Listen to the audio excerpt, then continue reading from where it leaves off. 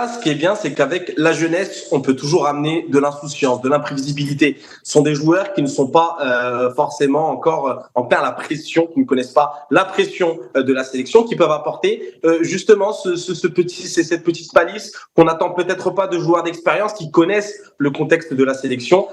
Et donc forcément, à côté de ça, on peut ajouter la qualité intrinsèque des joueurs. Quand on parle de joueurs comme Brahim Diaz, qui a éclaboussé le Real Madrid de son talent, le Milan AC, l'AC Milan, pardon, il y a lors des 2 dernières années avec lequel a notamment remporté le championnat d'Italie. Un joueur comme Ilyes Benseghir qui, dès son premier match, a inscrit un doublé, première titularisation et déjà un doublé, c'était à Auxerre il y a 1 an et demi. Et à côté de ça, on a des Ilias Akhommach qui ont performé, que ce soit en Liga ou en Ligue Europa. On l'a vu face à l'OM il y a quelques semaines. On peut aussi ajouter l'arrivée de Youssef Lerdim, aussi jeune talent également du Real Madrid, de la Casablanca, qui arrive en doublure de Ratiatullah au poste de latéral gauche. Lui aussi, on attend un peu de voir ce qu'il peut apporter à cette sélection nationale. Mais voilà, de la qualité, de l'insouciance, également de l'expérience au haut niveau, parce que malgré leur jeune âge, Brahim Diaz a quand même déjà 24 ans, mais malgré leur jeune âge, ils ont quand même quelques matchs, que ce soit en professionnel ou en équipe de jeunes,